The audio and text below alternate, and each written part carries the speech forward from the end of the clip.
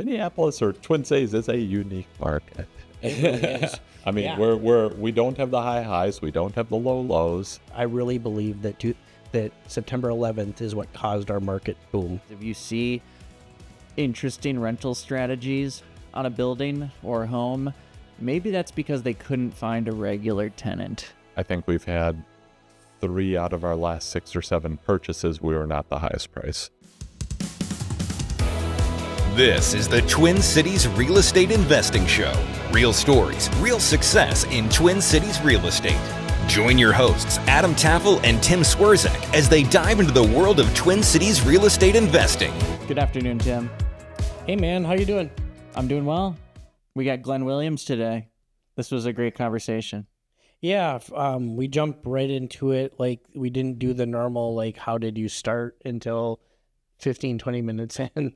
That's a guess, not an exact. I didn't look at the time, but, you know, there was a conversation that started just while we were getting ready, and it was worth keeping, and it went in some good different directions. So, you know, President Trump talks about the weave. I feel like this episode was a little bit like the weave. Like, we kind of just weaved through his life, because Glenn's done hundreds and hundreds of deals. So talking about even individual deals just doesn't make sense, you know? Yeah. This was one of my favorite episodes. You get a lot of specifics. There's a lot of things. If most of you listening are not going to or looking to build a big flipping team, but if you just want to become, I came away with tidbits. I have a few notes about my own business, which is not a flipping business whatsoever. Like, talking to Glenn made me rethink some things that I'm doing organizationally. Yeah, the mindset of running it like a business as opposed to just being a landlord, right? Like, because when people call themselves a landlord, they don't think of themselves as a business owner, but they're actually a business owner. And, that was very clear with Glenn, is he was a business owner that happened to do real estate, but he doesn't think of it as the real estate. He thinks of it as the process, right? Like, and the process happens to deal with real estate, right? Like, yeah. So. Cool. Well, here's Glenn. Welcome to the Twin Cities Real Estate Investing Show, brought to you by Shook. Shook is the all-in-one platform to help you manage your rentals, built for real estate investors just like us. One cool thing about Shook is that they have a service provider network. So these are landlord-vetted painters and electricians, plumbers, and more. Something when I was a brand new investor, oh my gosh, I could have used this. At $5 per month, I think it's totally worth checking out shookrentals.com. That vendor list will pay for itself many, many times over. Book a live demo in the show notes. Thanks again to Shook. Minneapolis or Twin Cities is a unique market. It really is. We don't have the high highs, we don't have the low lows. We're just a lot more stable. And I think we're still a seller's market here. If you were looking at national headlines, you would think, oh, this is an awful time to buy in the Twin Cities. Yep. Couldn't be further from the truth. Correct. Yeah. It's still, days on market is up. Let's call it what it is. Days on market is up, but it's not what people think it is. They see Florida and stuff like that and say, oh my goodness, market's crashing. It's like, we don't have a condo on the coast that has $100,000 assessment. No, let's call this what it is. That's not what we're dealing with here in the Twin Cities. So right. Things like that. Yeah. Totally agree. And I think that what we're seeing, of course, is you're seeing some homes sit, and they're always the ones that were overpriced, right? Where someone comes in and they look at the comps and they see a comp that starts with a 5, and they decide their house is worth 5, even though it clearly is more of a 450 house, right? And so yes, there are houses that sell at 5 in your neighborhood, but it's not going to be yours, right? And those houses are sitting, Yeah, and we've got a couple of higher priced ones that are. Yeah, and we knew it'd be longer days on market, but tell us about that. And we are rolling, by the way. Yeah, I think this is a good start. We'll do the actual introduction later. Yeah, what's been sitting on the market, and how did that surprise you? It didn't necessarily. Well, one of them surprised me, one of them didn't. And one of them's a higher price house on Marshall Avenue near St. Thomas. And can you tell us, like, what's a higher price in that neighborhood? I don't know that neighborhood very well enough to know what the pricing's like. Sure, it's a big house. I think we're at 700. Okay. So 700, 690, 680. It's something like that. We did a price drop. We'll probably do another one here. But it's we've had showings, but it just hasn't rolled. So Yeah. it hasn't been enough. And beautiful upper level suite. I mean, it's like 600 square foot suite on the upper level. I'm going, that's what's going to sell the house. Someone's Nice. going to want that. The vaulted ceilings and all that. Well, A it's, loft, finished I mean, loft. it's a 3-story house, and I mean, it's not like story and a half up there with the heavily angled. It's more of almost like a 3/4 finish, so it's just up in the corners as far as the angles up there. But that one's sitting a little bit. You said it's on Marshall, right? Yep. In relation to Snelling or whatever, where are we talking? I think it's right across from the library there. I think it's on. Is that Pryor? Yep. Okay. I think it's Pryor. I went to St. Thomas, so I mean, I just should know, but it's something like that. Okay. So. Do you mind? Could we just work through the logistics of that deal? Like, where did you purchase it at? Which price point? And what did you see in that home? Why did you choose to buy it in the first place? And what was the scope of work? Okay. Yeah, I mean, it was, it's funny. It's the highest priced house that we've ever done. And my team looked at some of the numbers that we put together for it, and they're saying, oh, we're going to sell it. I think we bought it for $385. And my team went, oh, wow. Okay. So the sales price is $385, because most of the houses we do are $300 to $500. Yeah. I mean, bread and butter houses. It's just Right. regular old houses through Twin Cities neighborhoods. This one just came along, and I looked, and I'm going, making that the kind of a whole big suite of a lot of square footage. I'm going, okay, that's we can do something with that, and make that finished. So. So this was unfinished space previously, like an attic or something? It was- walk-up attic or something? It was a room already, Okay. but But not a suite. But not a suite. So I mean, we added a 3/4 bath up there, and the thing is, it had a what did it have? It had a boiler system through the property, Okay. and we actually, I mean, that price point, we wanted forced air conditioning. So. Sure. So we switched that out and put a forced air furnace and air conditioner in, but in we that couldn't neighborhood? get. I imagine most of them don't have it in that neighborhood. Is that correct? Most of them are boiler still? Definitely. Especially the bigger houses, I was right? gonna say it's probably a 50-50 thing. Some have converted, some have not, but the ones that are still boilers, I mean, a lot of those have mini splits or something like that. So I mean, we gave it a lot of thought, and honestly, with some of the kitchen remodel we were going to wind up doing, it made sense. You're going to be tearing walls apart anyway, and it's Gang- you can throw the vents in the walls, and and getting rid of the boiler system to allow the kitchen to be much better than it would have been. based because you on don't have the boiler, radiators in the way. radiator Yeah. location and all of that. So we took a lot of things into account as far as that went. And honestly, when we're looking at the numbers, it's okay. What's the cost to go off and do like a furnace and central air, versus leave boiler and just run a mini split system with multiple splits? I mean, if you're talking about, I mean, I thought it was like 3,500 virtually per unit installed on the mini splits, and to cover space, it could be 2 or 3. So you're at like 10.5 Sure. for that.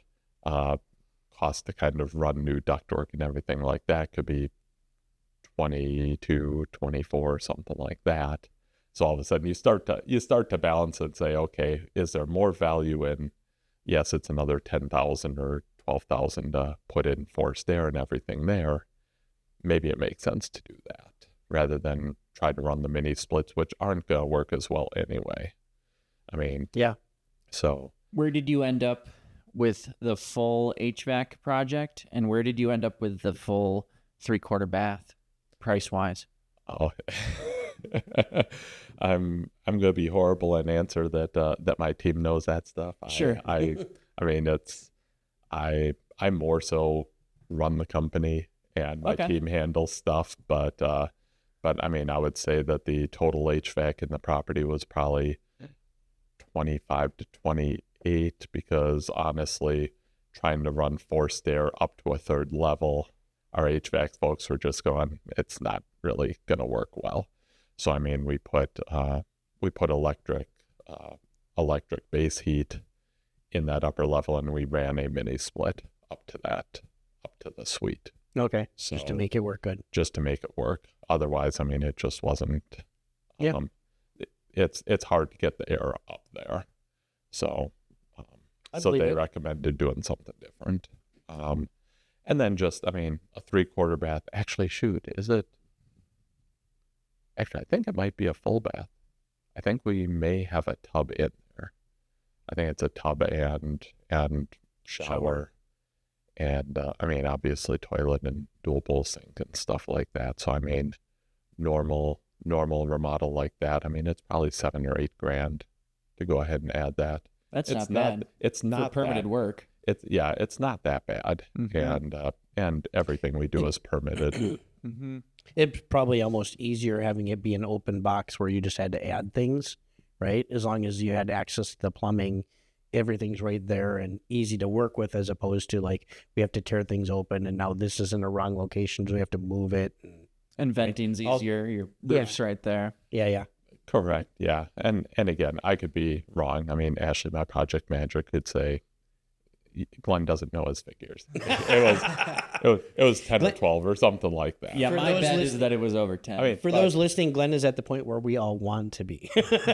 well, I'm partially there. Sure. I mean, it depends on what you want to do and how you want things to run for yourself and your business. I mean, do you want an organization like that and everything, or do you want to be kind of your own person and doing the bulk of the stuff yourself and just stay small, keep it all, or be a little bit bigger and have other people handling things? Pluses and minuses to that. I mean, let me tell you, end of 2022, I wasn't liking life very Sure. much. Overhead. Fair enough. Yeah. Fair Yeah. enough. So it just depends. Yeah. Well, And should we let's go? talk about 2022 real quick. I mean, since we're on subject, can we? Go ahead. Yeah. What was different about the 2022 market for those listening? Well, I mean, when the interest rates doubled and pretty much the buyers dried up. Mhm. I mean, in most markets, if a house isn't selling, you'll sit there and say, well, shoot, maybe we should go ahead and drop the price. Mhm. I mean, you drop a price on a house in that market, it means nothing. It doesn't When there matter, are yeah. no buyers, I mean, you could drop the price $50,000 and you might not sell it. I mean, it was literally kind of the spigot got shut off of buyers. And for us, when we're running a business where we need to sell 2 to 2.5 houses a month to pay overhead, and over the last half of 2022, I think we sold 6. In the That's whole, not- yeah. So you sold less than half of what you needed to just to cover the bills. Correct. Yeah. Yeah. From what I remember about that time, it bounced back pretty quickly. Like, I don't believe that you went through 6 months of torture. Maybe like a lot of those 6 came in the last quarter of the year, or how do you remember it specifically? Well, I mean, third quarter was tough because that was the interest rate shock. I mean, it really hit, and we had our normal inventory the way that we would do it.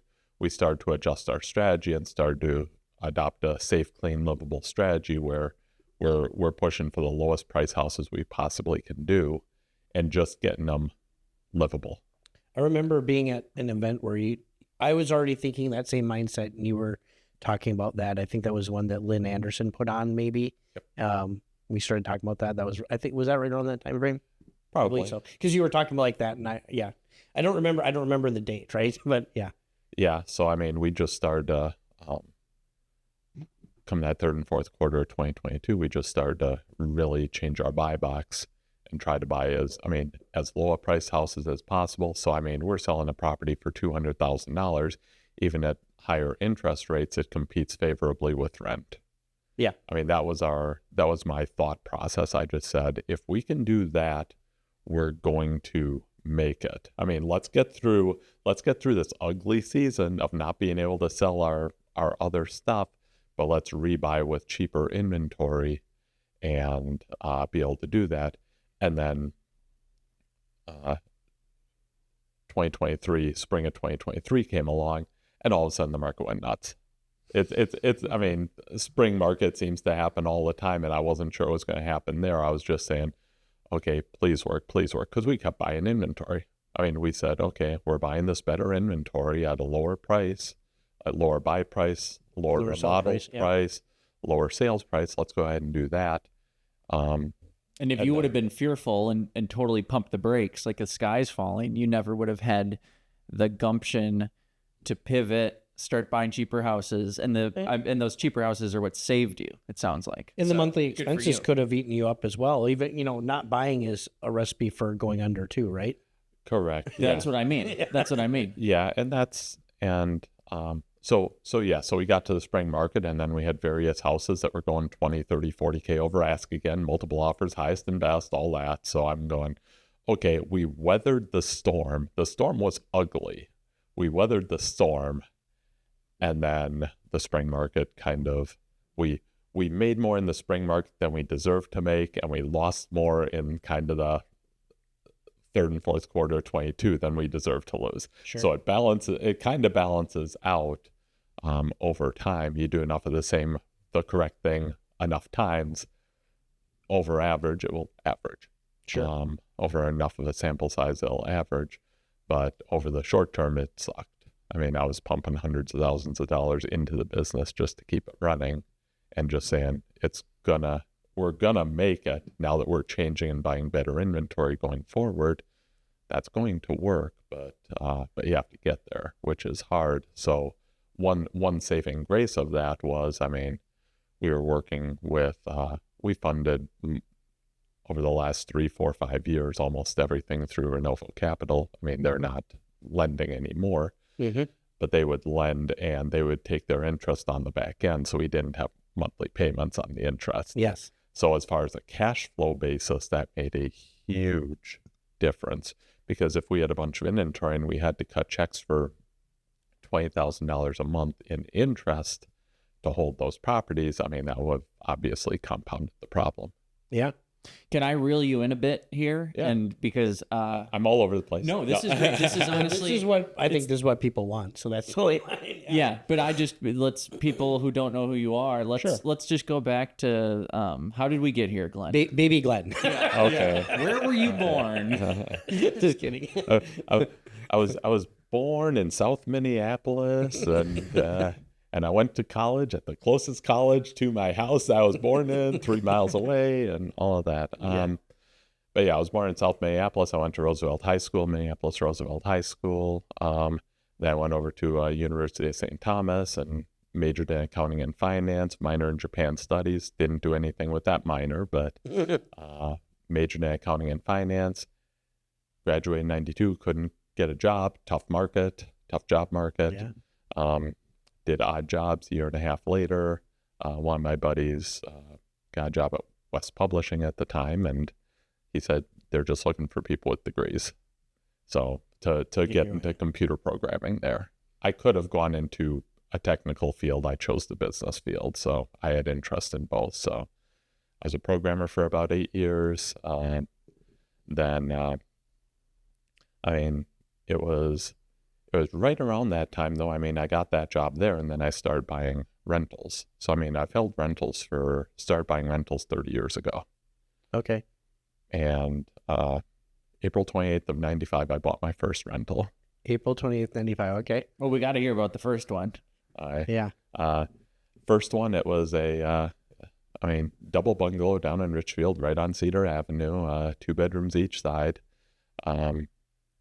It was bought it on FHA mortgage. It was 7% interest and a 1-year adjustable mortgage on that one at the time.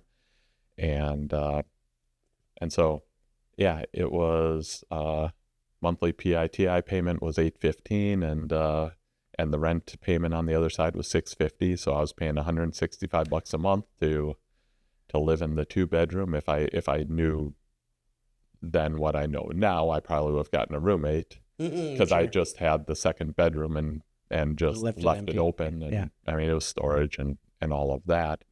But I got into that, and then buy the property. I'm going, this is great. And then I get a call from the renter, and she's like, hey, there's something wrong with my sink. It's like I go over there with my toolbox and my like it wasn't a Home Depot book, but it was something like that. That's like, this is how you do repairs. And I open it to the kitchen sink thing and go, okay, that's what that looks like. Okay, that's called a trap. Okay, I'm gonna go off and okay, I've got tools. It seems like there's a hole there. Detach it, go to the local hardware store, Richfield Hardware at the time, I think, and where there were guys that knew everything. I mean, the local hardware store. They actually had knowledge back then. Yep. And super helpful. It's like, I'm looking for this. This is leaking. They're like, great, you're gonna need this. Here's some washers. Here's this, that, and the other thing. Great. They were my best friends anytime I had something, because I knew nothing about remodeling, about repairs, about anything. So got into that, bought that one. Great. That worked well. Lived in one unit for a handful of years. About a year and a half later, bought another duplex. A year and a half later or so, bought a triplex I moved into, and then just started dating my now wife, and she was living with me in the triplex, and she decided maybe we should have a house. So bought a house in South Minneapolis and just held the rentals, and then just kind of added a little bit over that time. But as far as the job went, I got a good job, computer programming, had very low debts. I had a scholarship to go to St. Thomas, so I graduated with some debt, but not a lot. And then just did that for a while. Ultimately, I had higher aspirations than being a programmer, and my job didn't think I was actually doing that good of a job at my job. So we agreed to a split. And I got my not my broker's license, my real estate agent license in, 22 years ago, something like that. So I got that. So I was an agent and started looking into more creative stuff and all that. So, I wholesaled some properties at that time and was an agent. And then right about 2005, 2006, I'm going, there's something strange going on in the market here. I don't feel like I'm going to be able to keep making the money I'm currently making the way the market is. I don't know what it is, but there's a problem here. It felt too good to be true? I can describe some of it, but go ahead. I'd rather hear what you think. It's just, in my company too, I could do some degree of loan originations too. And I saw people who were getting loans, and I had rentals at the time, and I couldn't rent a property. Yes, that's... it's like it was pretty much I had to virtually either have properties vacant, or it's just someone who I would never consider to rent to before, and they're the ones who are going to rent my properties. And kind of at the same time, Section 8 was cutting rents. I think they were down 10% or 20% across the board on what their standards were. And I was just going, wait, I can't rent because everyone's buying. And even people that I would not rent to are buying. Mm-hmm. I'm just going, this can't be right. This is not good. So does that mirror your perspective, Tim? Absolutely. The hardest time ever to be a landlord in the history of my career, which is less than yours, but I started in 2003. So about the time you got your license, and it was extremely difficult to rent. It got harder and harder from 2003 to 2006 to rent. And that's because they used to say, there was a saying that if you can fog a mirror, you can buy a house. And the price to purchase in many cases was the same or cheaper than rent.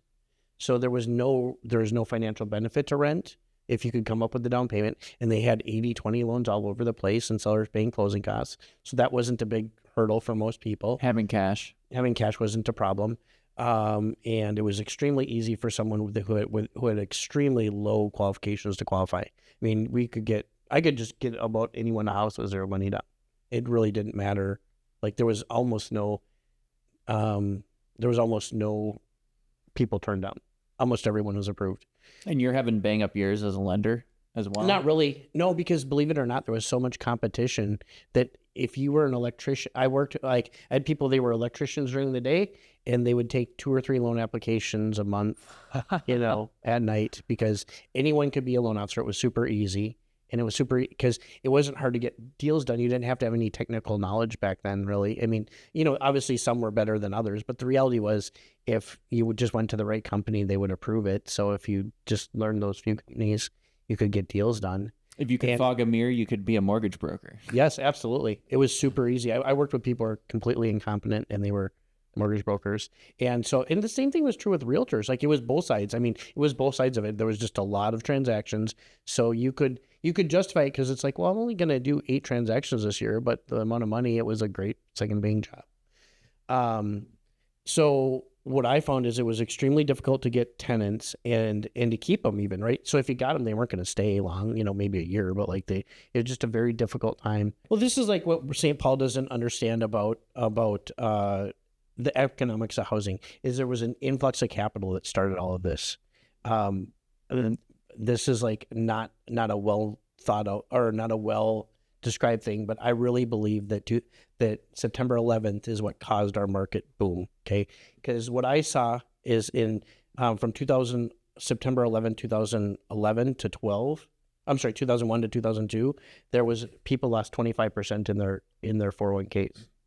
And at the same time, the housing market was strong. So what they basically said is, and not only strong, it was great, right? And so what they said is, I can't lose in real estate, but I'm losing everything in my 401k. So people started en masse, I'm talking like the whole country, shift money out of their 401ks and into real estate. And over a 5-year period, that just kept going. And they proved themselves right by what they were doing, right? So they threw all this money in, which then spurred more demand. It made it cheaper for people to buy, and more people could buy. And demand and everything kept spiraling upwards. It was a self-fulfilling prophecy, right? So they built all this up, but it was built on a house of cards because then, we had to loosen underwriting guidelines to keep the money going, right? So if you watch the movie The Big Short, what happened was they had all this money and they needed to lend it out. So who are you going to lend it to? Because all the good people are gone. So then you got to lend it to the bad people, right? And so it all kept going up, and all this money went into real estate. It shifted, and that shift drew everything up. But then you get to this point where you're like, what are you going to do? And we'll get back to you, Glenn, I promise. But no worries. Did September 11th have a direct impact on housing from what you remember? I think it's completely indirect. I think it's indirect. I think people believed in housing. I mean, No. I meant, sorry, let me rephrase the question. Was there a temporary slowdown or decrease in the price of homes due to September 11th, a national event like that? I don't know. I don't think so. I mean, from 95 when I started buying to up to like 2000 or so, I mean, it seemed like it was kind of a bull run. And I think there was a little bit of a pause. And then, roughly 2002, 2003, there was a big push. And then all the like real estate investing gurus and stuff really went nuts in selling courses and trainings and all of that too, because markets started to take off. But I don't remember 2001, 2002 being depressed or hot. Actually, it was pretty normal. I'm recalling it now, and I think I'm recalling it because I started becoming a loan officer in 2002, right? So from 2001 to 2002, I wasn't directly involved in the business, but I had a lot of friends that were buying, and it was all multiple offers, and rates were dropping, right? So you went from rates that were 7% rate was just not at all uncommon. Matter of fact, it was considered a good rate, like 7.3 when I bought my house in 99 was considered a good rate. But by 2001, rates were in the 6s, and they hadn't been in the 6s prior to that, at least not regularly. And so everyone I knew was buying in multiple offers and paying over asking price right around the time I jumped into the business. So I would say quite the opposite, this influx of capital, which didn't happen immediately, right? But it did happen. Like, it really took about a year for everyone to look at their 401k statements. And by 2002, money was just flying into real estate like crazy. And my clients, when I first became a loan officer, most of my clients would lose money on a monthly basis, but they'd make it up in appreciation. they'd be anywhere from $100 to $500 negative per month cash flow, but their houses were going up so fast they were making $10,000 to $15,000 in less than a year on appreciation, and so they would buy property. They're basically flipping rentals with no work. Just, I'm going to buy it now. I know I'm going to sell it at the end of the year, kind of stuff. Wild. Yeah. It was an interesting time, absolutely. I mean, there was a lot of moving parts there going on, and interesting market with a whole bunch of people in that maybe shouldn't have been in the market because they didn't really know what they were doing. I mean, The Big Short, when you talked about the concept of everyone could be a loan officer, I mean, that the scenes in The Big Short that talk about those loan officers down in Florida, that kind of rings true. That's an accurate representation. It absolutely is. As who was in the market. I mean, obviously there were some phenomenal loan officers, phenomenal agents, and there were others that were just opportunistic and did the minimum to get in there, and just there was so much business that they could do well, whether they were really good at what they did or not. Yeah. I mean, I did it. I looked at it as a career. I did it for the long term, but there's no question. Like I had to scrape to get my little share, if you will, because there were just so many loan officers. And so you had to kind of try to specialize in something. So I did specialize for quite a long time in getting hard deals done, bad credit, stuff like that, because, well, frankly, there was kind of a lot of it. So, and not everyone wanted to do it. Right. So, all my friends and family, that wasn't the case for them, but any new business I was going out trying to get, that was the way to get attention, is like, okay, well, can you get this one done? It's like, how bad is it? And yeah. So to pick up where we left off, you're now a real estate professional. You're a real estate salesperson. I think we left off in, you were noticing something was wrong. Yeah. And then what happened? Yeah. I started to have concerns about, again, kind of continuing on. I mean, I wasn't making crazy money, but I was fine. I mean, I think between agent and doing a little wholesale, now I was making 40 or 50 a year. So it's like, okay, it's okay. Yeah. Doing my own thing, having time freedom, everything like that. It was acceptable, but I'm going, it doesn't feel right. So I went back and got a day job again. Went back into programming in 2006. Which was like exact right time to get into program, Well, 2006, and I got a job at U.S. Bank. Not a good place to be. Oh, I suppose, yeah. It just so happened that in 2007, I left U.S. Bank and went and got a job at a college, McAllister College. Now, if you're looking for an insulated place to be in a tough economic time, number one is government, number two is academia. Sure. So, did you seek that out for that reason? Did you notice problems, or you just?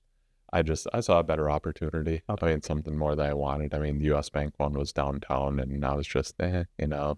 It's okay. And when I went to work at McAllister, I was able to go off and start doing some coaching on the side on the track team. I ran track and cross country in college, so Okay. I had interest in that too. And I'm going, well, there's flexibility for certain things here, so okay, let me do that, because I always wanted to coach, and this allowed me to do the programming and coaching and all of that. So managed to weather the storm through the years by being at McAllister College. Got it. What were you doing investing wise post crash, like 2008? Do you stop buying rentals for any period of time here? Pretty much. Well, the last kind of duplex for a period of time that I bought was 2001, 2002, and then roughly somewhere right in that time frame too, I bought a 50-unit apartment building that went horribly bad and cost me about $500,000 at that time. So we should probably hear that story. That's the kind of thing people need to know, because they hear about all these people buying apartment buildings. They think it's always rosy. So do you mind sharing? Sure. Yeah. I mean, I can share some things out of it. Sure. But in a nutshell, I mean, pretty much everything that I touched up to that point, I mean, the market in the 90s, I mean, it was kind of similar to the market in the 2015 to 2020. values were going up 10% a year, rents were going up 10% a year. You just feel like you're an amazing investor, and the market is making you seem smart. And it's the market doing it. You're smart to be in the market. Yeah. But the market is giving you outsized returns and making you think, hey, wow, I'm amazing. I'm really good at this. No, you're not. The market makes you look good, but it's good that you're at least investing. So I thought everything I touched turned to gold. I know the small properties. Hey, look, there's this 50 unit one. Oh, look, this pro forma looks fantastic. Okay, this sounds good. I didn't know that, I should really probably audit the financials. I should have someone who really knows what expense ratios really should be on properties like that, and pay for that kind of professional knowledge, whether that's like a tax professional, CPA type person, or whether it's a legal person who's an expert on that, and spend the few $1,000s and say, hey, tell me what this property really is. I thought I knew, because I knew duplexes and triplexes, and a 50 unit, completely different animal. So I did not catch irregularities in the numbers. Okay. Too good to be true on what the financials they were providing for you. Yeah. And I mean, it all looked really good and everything like that. And ultimately we had lawsuits and everything like that, and it turned into a mess. And I mean, I was buying it on a contract for deed, and someone down the road wasn't making payments on an underlying debt, and there was foreclosure proceedings that started because they were not making their payment. And was it a chain, or were you? It was a chain. Okay, so there's an original owner, and you could be third or fourth in line, so to speak. Yeah. Okay. Yeah. So I mean, I sold a couple of my nice performing duplexes and bought into this, and then that whole thing went bad. And what year was this? 2001, 2002, something like that.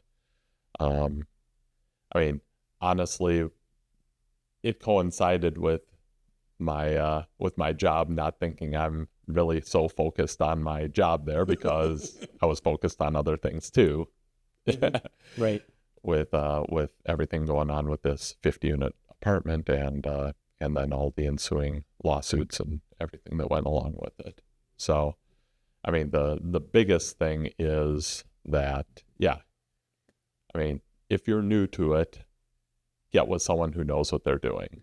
Yeah, let's put aside the part that there was unethical stuff, which is important to the conversation for that. But for an investor, if they bought into it, what other sorts of things? How did it perform? Was it hard to rent, just like everything else at that time frame?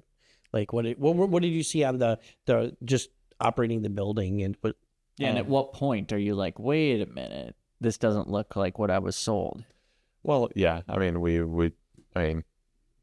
there was a lot of deferred maintenance, of deferred maintenance, and again, pretty much most of the stuff that I had bought, the duplexes and things like that, we didn't have deferred maintenance issues. I mean, pretty much I bought them on MLS, or they were just performing rentals. I mean, this property was parts of it were like weekly rentals, and part were month-to-month rentals. It was not what you would consider like a normal rental complex. It's more of a high work, higher cash flow, but higher work type of apartment complex. So, I mean, if you're thinking about like houses, it's almost more of a boarding house type scenario, or co-living scenario, where there's more work involved and more turnover and things like that. Well, a lot of the time what I've noticed is if you see interesting rental strategies on a building or a home, maybe that's because they couldn't find a regular tenant.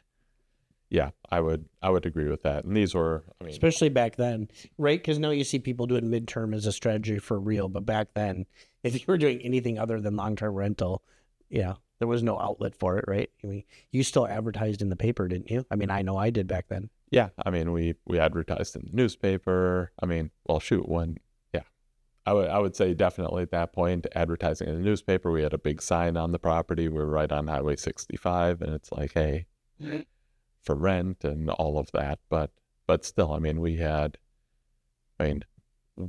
this was before I was competent in the rehabbing game and everything like that.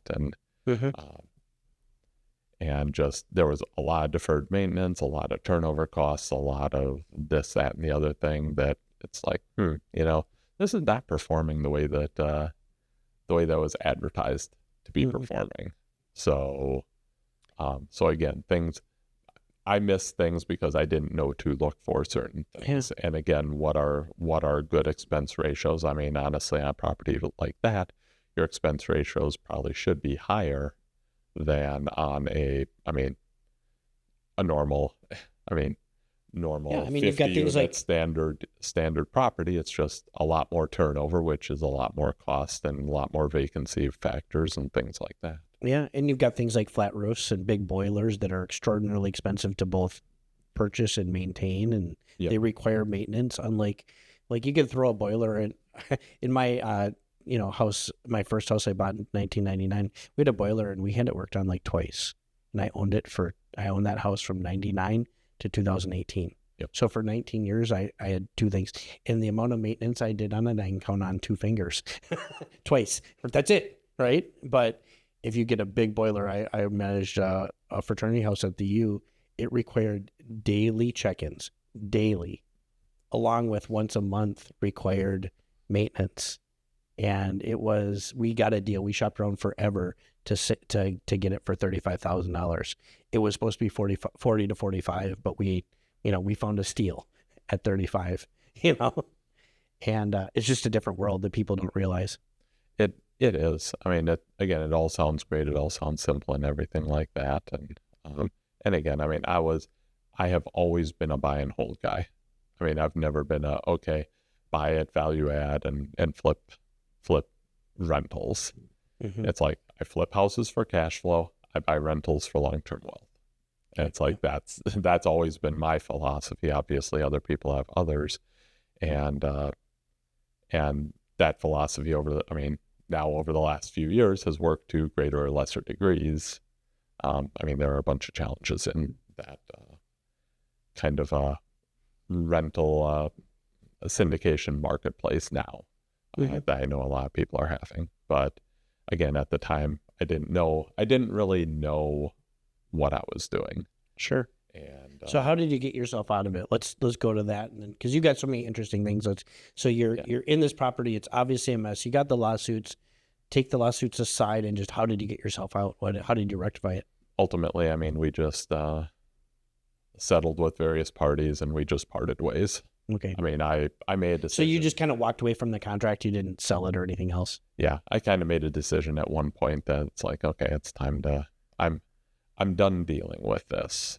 I don't want to deal with this anymore. So, we took settlements with various parties in the process, which, the settlements pretty much paid the attorneys. It's sure. That's kind of how it goes. So, all of my investment in the deal and everything, poof, gone. All of that. It's just, could have gone through to court, could have done this, could have done that. And it's like, how much more? How much more? How much certainty here? How much certainty there? Everything like that. And it was just, no, we decided to quit and move on. Sure. Okay. Can I ask a question to both of you? Maybe Tim, you know the answer to this, and this will not be legal advice, people. But I was talking to someone recently, and without going into any details, it might make sense for them to walk away from a contract for deed that they purchased. Are you aware of anything that someone should be mindful of if they're considering doing that? Legal consequences? I'm just trying to think of my deal. I don't believe there's any, you could just sign the deed back over, or the contract for deed back over. I can't think of in mind any penalty for someone walking away. It's almost like, I just get the property back, and that's that. And you, of course, if you don't pay the payments, like if you do it properly, and if I'm walking away from Glenn and I go up to Glenn and say, Glenn, I can't do this anymore. Here's the keys. Here's the property. I'll sign whatever paper I need to give you legal right back, fine. But if on the other hand, I just start ignoring Glenn's phone calls and let the bills stack up and he had attorney's fees, that might be a different story, right? So I think the clean way to do it is to do it above board and just give the keys back, give possession back, all that kind of stuff. So the way you answer that question makes me think that like the contract for deed is almost written like an option to purchase.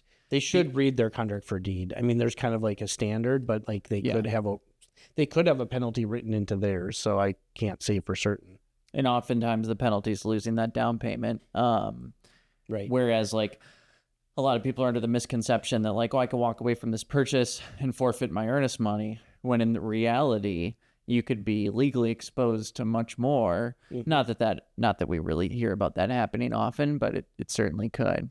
So that's a good answer. Thank you. In 2019, I had to have Brad Shipley threaten that. I mean, we talked about it on another podcast, but I had someone who was trying to not close on a property, and my damages were going to be so much higher than this guy could imagine. I mean, we were looking at six-figure losses because the money from that property was going into a different transaction, which I already had non-refundable earnest money into and other obligations. And I'm like, yeah, well, the bill starts at $100,000, man, if you walk away from this deal, you know? And Brad communicated that to the guy and he closed within 2 hours. Today, what does your team look like? What does real estate look like for you today? Okay. Jumping forward, I'll give a real quick summary of how we got here. Cause I mean, I started flipping houses myself in about 2012, 2013, something like that. So been doing that as my full-time gig for 12, 13 years. And we're just doing onesie twosie things. And then almost 6 years ago, I decided I was going to start hiring, and I had an overseas assistant that did data scraping for me for my marketing. But then 6 years ago, I hired a local assistant and then hired a project manager. And I think that year we did 6 properties, and we did like 12 the next year, and then 19 the next year, and just kind of kept growing up. The team today it's myself. I have a local assistant. I have a local project manager, a local construction coordinator, and then one overseas assistant that assists with our just general day-to-day stuff. One overseas assistant that's dedicated on the acquisition side, and then one overseas assistant that is tied to kind of lead management and follow-up and things like that with sellers. Folks in the Philippines? They're all in the Philippines, yep. How has that been? I have, hi Kenneth, if you're watching. My guy. I doubt it, right? My guy, Kenneth, has been with me for a long time, and he's great. I find that it's been a major learning curve keeping those guys. You really have to lay out every task to task, keep things organized. I have them do some lead outreach via like email and messaging. But do you have your folks actually on the phone? Because to follow up, are they talking on the phone to people? And what has that been like? Like, have you learned anything managing these guys that you do differently if you started today? Yeah, I just hired that one person in that role. I think it's give or take 2 months. So, what happened is I had someone else in acquisitions through about December of last year, and then I dropped back into that seat now because they left the company. So pretty much since January, it's all me. And I kind of look at everything on my plate as an 80-20 thing. So leads come in and I quickly qualify them, or we had a live answering service and they could take notes, and I quickly look at those and qualify them and say, I mean, it's going to sound bad, but it's like, is it worth my time or not worth my time? Sure. I want to talk to the top leads. I don't want to talk to the person who says, hey, we're considering selling, or if the price is right, or what's your offer, or blah, blah, blah. And I mean, so we've got this whole lump of people who called in that I never even got back to. And I know over time there are deals there, but my time needs to be spent on, this person has a specific situation they need to sell, and we're like one of 3 people that they're going to be calling, and they are going to sell it. I need to spend time with them, not the other people. So I needed someone in the role to kind of talk to these people and kind of get them where if they raise their hand high enough, then they get on my plate to talk to. What would you say the percentage is? You might not be able to answer this, but how many of these leads do you end up closing during the first phase of reaching out? And how many of these leads do you actually need to follow up months later in order to close? Like, how important is follow-up to you? I mean, everyone says follow-up is super important. I mean, again, we, with our new team member, Drew, he, just a couple months, we're still working on getting people kind of to raise their hand back up and everything like that. So pretty much the deals that we've been closing are relative first contact. I mean, I wind up talking to them early in the process, and some time may pass in handling things. I mean, we do a fair amount with probate situations and things like that. So there's steps that have to be taken and time frames for that. So I mean, I may talk to someone today, and we buy from them in 3 months. That's still based on kind of the initial contact more so than follow up. Sure. Just because of the time frames there. But my friend of mine, who is kind of an expert in marketing and follow-up services for a lot of investors nationwide, she just said, it's going to make a big difference us having Drew in-house with all the follow-up and everything like that. She said, it's going to make a difference. Give it time, but it will make a difference, and people are getting half or more of their deals on the follow-ups ultimately. That's why I've been told. Again, that's not our experience yet, because we just started working on that. So again, I focus on highest level leads coming on my plate. I only have so many hours a day. This is who I get to talk to. If we had a dedicated acquisitions person, then obviously it's a different scenario. But with me, with my limited time and handling other things, I'm only going to talk to the best qualified. And this is the most important stuff for anyone listening who wants to be a flipper. Tell me if you disagree, but it's the acquisitions and the deal flow that make what you do possible. I think that a lot of folks could do what you do. Hopefully you don't take offense to this. If they had access to the houses that you're buying at the prices that you're buying them for. Would you agree or disagree? Meaning with that the hard part is getting access to the houses and buying for the prices is buying for, right? That's what you're saying. Exactly. Saying it in a different way. Exactly. Yes and no.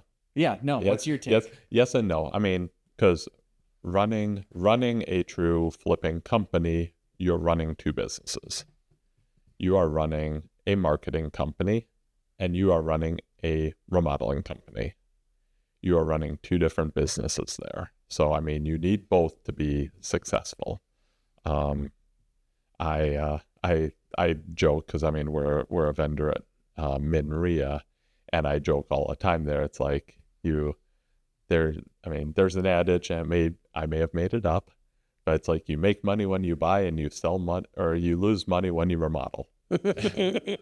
So if people got the deals that we got, I mean, they would have a much higher likelihood of success. But they could still screw it up. But if they're taking 6 to 8 months to remodel a house that's taking us 6 to 8 weeks to remodel, they're going to have challenges also. So I mean, you need a level of professionalism and a level of competency in both areas to really have that success. And what I'm suggesting is that the latter is easier than the former. Like, Tim and I could introduce anyone to the right people, and with a few months of experience, maybe 6 months of experience, I believe you could become very competent in managing not a big team, but you could flip a house at a time, learning how to manage the contractors, and if you have the right connections, you can keep those prices low, versus the marketing and the acquisitions. I believe it's I think harder. where we see a difference here though is you're right as a like in a silo, but just thinking of the contractors you're thinking of, you got one good contractor, and as soon as they're too busy, you have a bad contractor. The same contractor can be good or bad. And it doesn't take long. I've seen it where, you're using someone, Richard, I think, talked about this, but you use a contractor and they're wonderful. And then all of a sudden they start dropping the ball and you don't know why. It's because they took on one or two more deals than they can handle. And then everything just crashes. So it's hard to do it at scale like Glenn's doing. If you wanted to do 6 deals a year and you had a contractor who was willing to work basically only for you or close to it, no problem. But as soon as they start going, oh, you mean, Glenn and Tim pay me $60 an hour, but if I start doing this remodel job on the side, I can make $85 an hour, and then that just blows everything up, right? I mean, that's kind of what people run into. Yeah, I mean, you absolutely run into things like that, and most people, and I did it myself. I mean, when I hired Ashley, she analyzed some of the recent remodels that I had done that I had kind of quote unquote managed, and she's going, this project should have taken 7 weeks and it took 5 months. Why? I mean, like, what on earth is going on? Why is this? And why were these costs so high? And where's all these extra materials that got purchased for it that wouldn't be needed based off the size of remodel? Right. It's like, so the tile wasn't 10% over; it was 25% over. That kind of thing. Yeah, things like that. And it's like, wait, there were 3 doors and there were 5 doors ordered, or things like that, where it's just, what's going on here? I mean, and that's what happens if you don't know what you're doing and you're not actively managing and controlling the process. I mean, I was talking to someone yesterday, and it's just kind of, when you're looking at remodeling houses or just holding houses in general, I mean, days matter. You have a hard money loan on a property and just kind of normal loan on a normal property and everything like that. How much does it cost you every day to hold that property in interest, taxes, insurance, utilities, lawn and snow care, things like that? Yeah. I mean, can easily cost $200 a day, every single day. And people are talking about, I mean, it takes someone 4 months to do a project that should have taken 2 months. All of a sudden, I mean, you're $12K over. I think I did the math right there. Yeah, I think you did too, yeah. So, I mean, $12,000 more. Yeah, maybe your remodel didn't cost that much, but your other costs were way higher than they should have been because you were not actively managing it and you were not pushing it through to completion in a timely manner.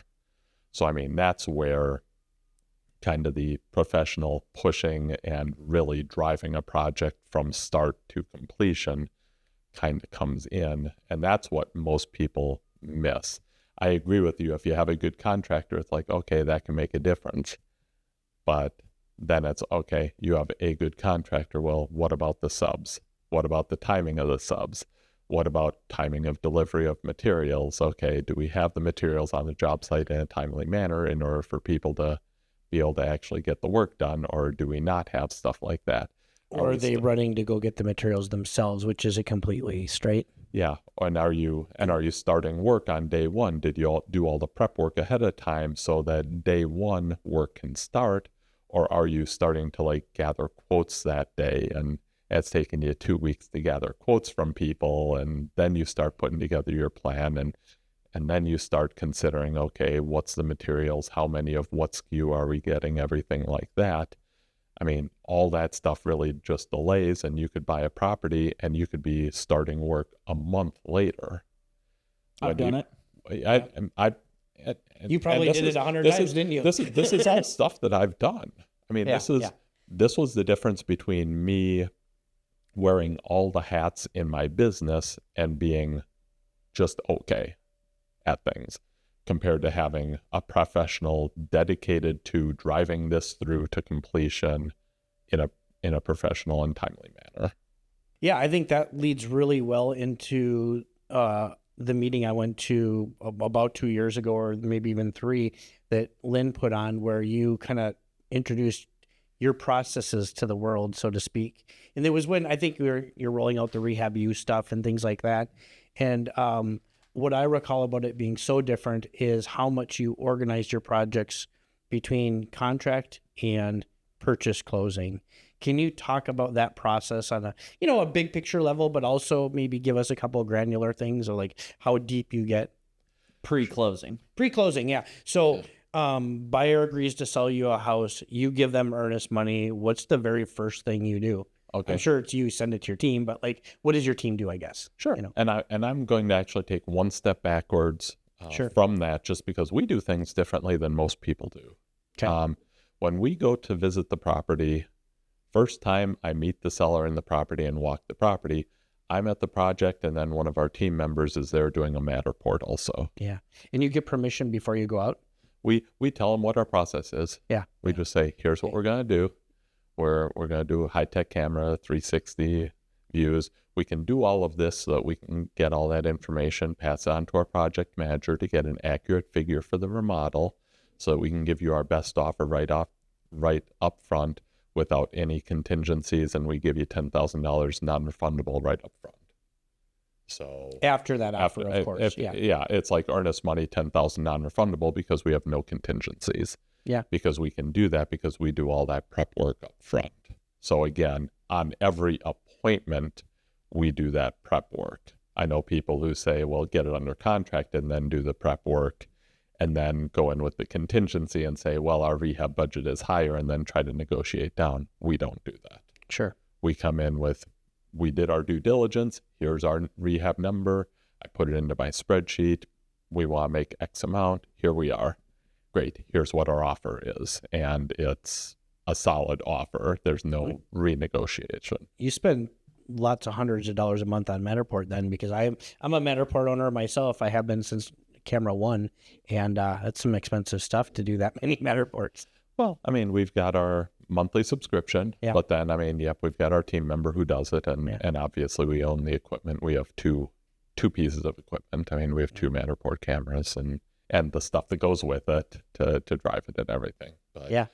But we just figure when we get that, it allows our project manager to do everything they need to do, so they never have to go to a project or a property before, which saves money day one, which saves, I mean, her time is so very valuable that I would rather do it a different way and just say, hey, let's make it as efficient and effective as possible for her to do what she needs to do. Do you use their floor planning process then? We get floor plans out of it also. Yep. Yeah, so we get the Matterport, we get the floor plan. And do you get anything else, any other like CAD drawings or anything like that because they have some drawing services they can plug into, right? That I'm not sure of, but the floor plans and the Matterport do what we need it to do. Okay. So that Ashley can get an accurate representation of this is what the house is and everything like that. Things that can't be seen on the Matterport or extra specific things we need to note. I take pictures through company cam and take photos of that as I walk through, and then obviously all the exterior stuff. But she has all of that to come up with her figures for us. Okay. And once you have that Matterport, I imagine you can get all sorts of bids, not every bid, but you do all sorts of things virtually with your vendors, right? Yes, but pretty much, I mean, one slight difference and that we do is we don't get bids. We tell them this is what we pay. We have line item scopes of work. We say we pay X amount per window for install. We handle materials internally. So, I mean, we do a lot with Home Depot. We get our nice big discounts through Home Depot based off our volume. But then it becomes a matter of, okay, we pay X amount to install a window, X amount to install a door, X amount per square feet for installing the tile, and this, that, and the other thing. So, I mean, we've got the whole project line item scope of work out, so that when we talk to one of our contractors, and we've got a handful of crews that we do most of our stuff with, they know our pricing, so we can say, here's what the project is. Our total labor for the project is $18,000. That's awesome, man. You can really be in control and kind of set the market. That's fantastic. Well, it's obviously pricing that a contractor will accept if they know that you pay on time and all the other things, right? And you know that you can get that price. It's not a made up price, right? It's a market driven price, but it's also a price that works for your project, right? Right. Yeah, it's market driven. We know what people are, and honestly, we know kind of crew to crew, and Ashley will figure that out and say, okay, this crew's on this job, this crew's available for another job. Okay, I'm gonna price it based off of knowing where their numbers are, because it's like one crew may say, okay, just for example, and I don't know if the numbers are correct, installing a window is $200, and tiling a surround maybe $5 a square foot. The other person may say we'll do a window at $150, but we do $6 a square foot for tiling the surround. So I mean, each one is slightly different. They're close, but they're slightly different. So she can kind of tailor it a little bit based off of who she thinks will do the project too, based off of timing. So she's always asking me when we think we would close on the project. But then we give it to them and say, here's our numbers. It's this much of this. Here's the price per unit that we're doing of labor, and here's how it all is. By breaking it out that way, it means that, okay, if they say, well, this isn't enough, or we're working with a new contractor, and well, no, our number has to be higher than that. Great. Which line item is wrong? You can't just say, it's not just bump the whole number. It's not just, well, you've got 18, but this should really be 23. And we say, show us. Which line item is this per unit pricing bad on? And we'll have a conversation. If there's a reason that it should be higher or different, we can have that conversation and we can agree or disagree. But you're not just going to say, well, I should make more. It doesn't work that way. So we force them to kind of prove it based off a line item and say, okay, well, it's not $150 a window, it's $200 a window. Okay, we got 8 windows, so it's $400 more. Okay, we can work with that. Okay, and we adjust that one line item, so our budget just increased $400, not $4,000, because they feel like it. Are you often sending this scope and here's our pricing to multiple vendors? So, or do you have your set folks for each trade? For the trades in general, we've got our set folks. And then our construction guys, I mean, we've got 5 or 6 crews that we use, and they pretty much do most everything. So that's, again, we know probably who we're going to wind up using. And again, Ashley's on top of all of that. So she's amazing. We're able to do a lot of what we do because she's as good as she is at managing the crews, as managing the projects, managing everything associated with what we do. Question for you. Do you do anything to incentivize projects to get done on time or mitigate long periods? I mean, obviously I know you've worked with crews, but again, you got your 5 crews, one of them takes on a separate job outside of you that you're not aware of, all that stuff that does end up happening at some point. Do you have anything to mitigate against that, or are you insulated enough right now that if it happens, you just cut the vendor off and move on to someone else? Yeah, they won't do that to us. Yeah. I mean, unfortunately, we do have some of our contractors who have had greater or lesser work with other investors that I know who are friends of mine, but they've worked with us and it's never been an issue because, again, we very actively manage and control the whole process. If they're not there. Yeah, we know. Do you know on a daily basis whether they show up or not? Not per se, but Ashley's on the project twice a week and checking on things, and she can tell progress wise. She knows where we're supposed to be at the project in any given week, and she can tell how far along we are and what's happened since the last time she was there. So it's like, okay. And they get paid every Friday based off of work completed. So if we're working our way along, then okay, if everything's completed that week to what we expect, then great, you're getting paid this amount. If it's not, you're getting paid a smaller amount. And then Ashley gets on their butts about, okay, well, we need to catch up. I mean, we have a little fudge factor in our projects, but again, we drive forward with the idea that we have 0 down days. I mean, someone's always at the project working. Now, dealing with permits and everything associated with those and getting inspections, sometimes that's a challenge. And your contractors are always getting the inspection scheduled, or does Ashley get involved in that at all? Ashley's a general contractor. So, I mean, we've got our investing company, but then we've got a construction company on the side. Yep. Technically, Ashley's on that side. She's a general contractor. She handles all the permitting and inspections and everything tied to that as far as ordering those and scheduling those. So if people don't know, and I know this only because I work on projects, like I own things, I don't do this part of it, so I might have some of it slightly wrong, but essentially in Minneapolis and St. Paul anyway, if you want a permit, you call the inspector, or if you want a permit inspection, you call the inspector in the morning, and it's some ridiculous, like between 7 and 8 a.m. And if you call and they don't answer, and or you don't get a hold of them by 8:01, you have to wait another day to call them again. Like no amount of leaving messages or anything else works. You just have to be lucky enough to get them. And if Glenn's talking to him at 8:50 and I try to call at 8:50, I'm screwed for that day. Is that kind of close to what happens? I mean, I might be getting it a little wrong, but is that more true than not? I would say that's more true than not. Again, I'm not positive exactly because you're not doing it either. Ashley, how Ashley handles that part, but I would say it's more accurate than not that yes, they're in the office for a period of time in the morning, kind of taking calls, planning their day, and then they're out in the field. So yeah, once they leave the office, you're not reaching them. I mean, which boggles my mind that they don't have Calendly. I mean, it's the most ridiculous thing ever. They shouldn't ever be on the phone. Yeah. Or if they are, it should be only to handle problems, right? Like you said, 80-20 things, Yeah. And then you've got the city of St. Paul, whose computer systems are all down, and that's a complete and utter mess. So we're buying 2 in St. Paul.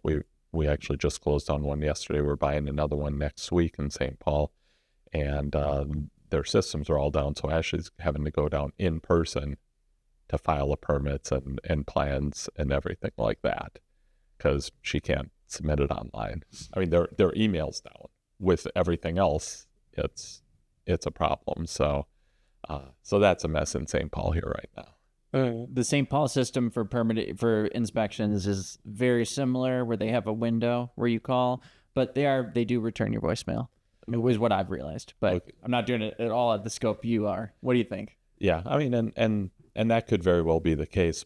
I also know that they are much slower in their inspections right now than, say, Minneapolis.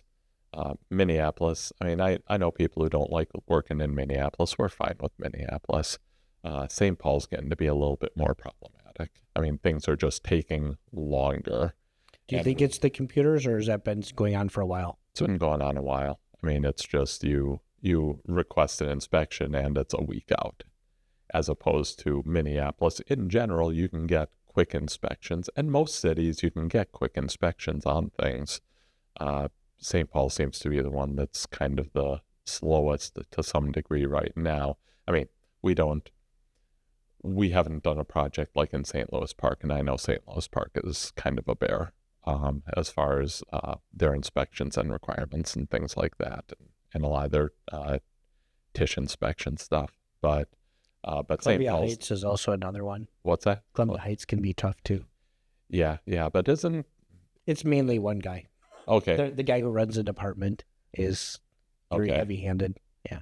Got it. Yeah. I mean, we haven't done a lot in Columbia Heights. We do a lot in Minneapolis and St. Paul. So we have pretty good relationships with those folks. And if it's in St. Paul and it's like a cat too, then Ashley's got a guy in the department too. So it's as smooth as we can make it, but there are still slowdowns and delays that come up. Yeah, so let's go back to your planning. I mean, people can kind of see some of the level you get, but you do your Matterport. When you put together your bid, you mentioned SKUs and things like that. I mean, we don't have to go through every detail, but give us an example of a level of detail you get to prior to closing. Like, I'm thinking like how you order materials and stuff like that. Great, fantastic. Yep. So again, we have all that information. So we have our Ashley's put together her initial budget.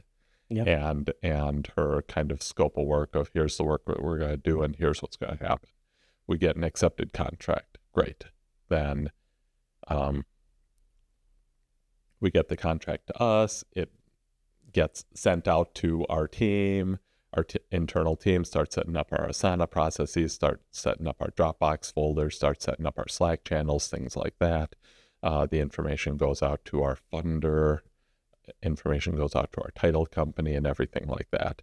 Obviously, Ashley's made aware of that. Then it's a matter of, okay, when are we closing? And depending on when we are closing, she starts to get that work together. So, I mean, she's already got a bunch of work put together, but then she has to get down to kind of the line item. What vanity are you going to use, right? Full line item scope of work. We have standard SKUs. I mean, pretty much you look at any of our projects and they look about 80% the same. And it's not necessarily always the cheapest materials for us. It's which ones are always available. So if we need extra of something, it's always available. If we're ordering this, that, and the other thing, it's always available. So we don't have issues with we got some of this and then we're waiting on something to get shipped or anything like this. And when I say always available, it's always available at the store level. We're not having to special order or get anything as far as the general construction type items. And with a half a dozen or more Home Depot locations here in the Twin Cities, if it runs out at one store, it's in another one, right? So it might be an extra 20 minutes each way, but you're good. Right. Yeah. And in all honesty, too, as far as Home Depot goes, I mean, we have everything delivered. Yeah. I mean, if we have a whole bunch of 2x4s delivered and we got 10 of them that are super bowed and wavy and stuff like that, and we need to replace a few of those, we'll pay the contractor kind of a little trip charge to go get it. But we place the order online. It's available. They get to Home Depot. They pick it up because it's set aside already. They're not walking through the store. Yeah. They're not shopping. They're picking up. Yeah. So they grab it and they take it to the job site. Again, everything that we do, we try to maximize their time on the job site doing the actual work, swinging the actual hammer, not anything else, not driving around town, not trying to pick things up. We have porta potties dropped there, so they're not trying to, okay, let's find the gas station or convenience store down around the corner to go use that. We have things set up so they can be on the job working as much as possible. Yeah, and for those of you who don't know, there's a lot of contractors that built into their day, they love to go to Home Depot and walk around the store and drink a Gatorade and smoke a cigarette and etc. And they can easily kill an hour, 45 minutes or more just on one trip. Yeah, absolutely. So again, that's just part of the driving things forward. So she puts together the SKUs, she puts together the quantities of all of the materials that we're going to get. She contacts she sends the floor plans over to our cabinet company, and they start the cabinetry design and things like that. You don't use Home Depot for cabinets? We don't use Home Depot for our cabinets. What about appliances? Sorry. We use Home Depot for our appliances. Again, we used to do a lot with Menards, and then Home Depot put us on one of their special programs because of our volume, and we're doing significantly more with them. It's not that we do everything with them, but we do a lot with Home Depot. But cabinetry and countertops are different vendors.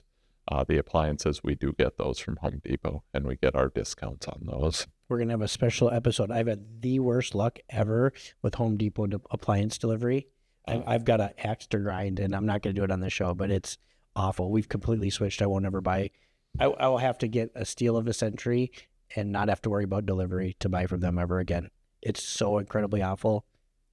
5 trips, and they didn't get it right. Wow. And that's happened to me more than once. You know, they tried to deliver on holidays with no notice. I mean, just all kinds of crazy things. And this is over multiple things in multiple states. I've had the problem in 2 different states now too. But anyway, I will say that's one nice thing with our setup with Home Depot is the fact that we do kind of the volume we do and the relationships that we have with them, that if they make a mistake, they fix it. I mean, we have a higher level of attention and I mean, not full white glove service, but it's a higher level of service than someone doing just one at a time and ordering 5,000 of material on one project. I mean, we do hundreds of thousands type a year through them, so they pay attention to us. So that's one nice added benefit that we get out of the whole thing. Yeah. And it's really only their appliance delivery I'm talking about. The rest of them, I'm actually quite happy with their delivery service. For the most part, it's been pretty good. They made some mistakes and went to the wrong property before. And that was just literally not reading the slip properly, you know. But outside of that, we've had really pretty good service delivery, except for appliances. It's a completely different vendor, actually. How are you dealing with design decisions? Do you kind of have the palette of colors that you use for every home, or do you have somebody who specializes in that? It's pretty much the same thing. The $700,000 house in St. Paul on Marshall, on Marshall there near St. Thomas. I mean, that was different. So I mean, we went to a higher level of fits and finishes and things there, and we pretty much used the same fits and finishes on a higher end house that we had done in Northeast Minneapolis within the last couple of years. But in general, it's the same thing. I mean, standard tile, standard, if we do LVP, it's a standard LVP. If carpet's the same, paint colors the same, everything's the same. So it's pretty much the same SKU on everything. I mean, it's just kind of a machine. It's just kind of a conveyor belt. Here's what we order, here's the materials every single time. If I were telling someone to do who's doing their first one, obviously it's a different decision. And how I would tell them to go about it is different than the way we do. But, you might not like this question, but would you be comfortable giving us an address of a recent sale of a home that you flipped, so our listeners can kind of see what you choose for design elements? Sure. Yeah. What would a specific address be? We just sold, I'm trying to think of if this is, I mean, we just sold one. It's 248 Ivy Avenue West in St. Paul. We just closed on the sale of that one last week, I believe. Got it. All right, folks, at home, 1915 build, 3-bedroom, 2-bath, 2-stall garage, 1,500 square feet, sold at $270. Is it over by Como, or where is that? 57 days on the market, North End. North End. And what does that mean, North End? Like north of Como, but kind of like east side vibes, the west-ist side of the east side. Okay. I think that's an accurate description of it. North of Maryland, so like 35 is here, over here above, like the capital would be a similar longitude. But the kind of finishes we're using, okay, so you've got like a natural wood LVP, unless these are hardwood floors. Well, we do have hardwood floors through much of the house. Okay, those are real hardwood floors. Yeah, and Cool. we had to stain those a little bit darker just because of staining and things like that. Otherwise, we try to go natural, but I mean, that's probably Jacobine or something like that in that one. You're painting all this trim?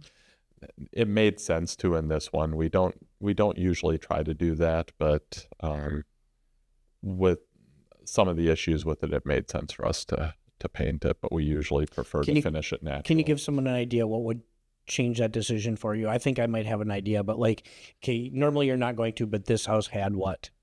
Yeah, I mean, it's there could be staining, there could be missing pieces, there could be anything like that it's just I mean, it could be a small dark room. I mean, it's things like that you just decide, okay, maybe we're just going to brighten this up and paint the trim and paint the crown and all of that white instead of going the natural on it, just because the stain on it maybe is already a little dark and everything just feels kind of small and closed in.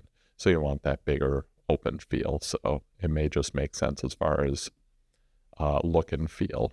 And so if you walk into a place and the wood, it's natural wood color, or it's wood color, do you look at the lighter stuff and keep that and go over the dark, or how do you usually look at that kind of? how much kind of daylight is coming in and stuff too, and Okay. and things of that nature. How much is the light fixture actually lighting things up? And honestly, at this point, I just kind of let my team make the call. Yeah. On the job site, they look at it and say, "Yeah, we should probably paint this. Yeah. We should probably do this instead of that." I mean, they have so much leeway on it. I mean, Ashley knows what we do. I mean, she's project managed probably about 110 projects for us by now, so she knows what we do and how we finish things. So I'm looking at this home. You bought it for $137 in April. Was this a probate deal? How did you get the lead? This one was a probate deal. Yep, it was. And Cool. the seller called 7 people, and I was the 7th appointment there. And I mean, we had very good rapport, and we talked and asked if we could adjust the numbers a little bit. I mean, we had the best rapport out of everyone that she talked to. So she asked, "Hey, could we adjust the numbers a little bit? Could we get here?" And we said yes. And so she went with us. Are you personally going to meet the seller yourself? Currently, yes. Yeah. Starting in January this year, I start going on the appointments again. I bet you're good at it. You know, I don't know you that well, but having spent an hour and a half with you, who else did I say that about? Oh, we had that wholesaler. Who's that wholesaler? Yeah, Brad Smith. Brad Smith. Brad and Glenn know each other. There's a certain just like vibe of a guy who I can just tell you're good at the dining room table. There's nothing about you that feels like salesman, but you're experienced. I really like the line I'm sure you use this line all the time. Tell me if I'm wrong about not renegotiating after going under contract. Oh So you yeah. get a lot of folks with that. Yeah, I mean it's part of the deal. I mean, I think we've had 3 out of our last 6 or 7 purchases we were not the highest price. So there are other things and other things in what we do and how we do it that they viewed as valuable that took precedence over just a number on a sheet of paper. If you're reliant on a number on the sheet of paper, you're doing it wrong. If you have to be the highest price in order to buy a house, you're doing it wrong. I mean, you're not showing the value that you have. At that point, all you are is a number on a sheet of paper. Yes. It's nothing about you and your company and what you do and the services you provide and the value you provide and how you do things. So there's that. But as far as kind of doing the acquisition stuff and everything like that, I mean, now that I'm back in the seat, I think I am pretty good at it, but I'm a natural introvert. So it's draining on me to go and have all these conversations and talk to people. I love helping them and I love working with them and trying to find solutions for them. But I mean, I'm a systems and processes guy. I'm not a salesperson.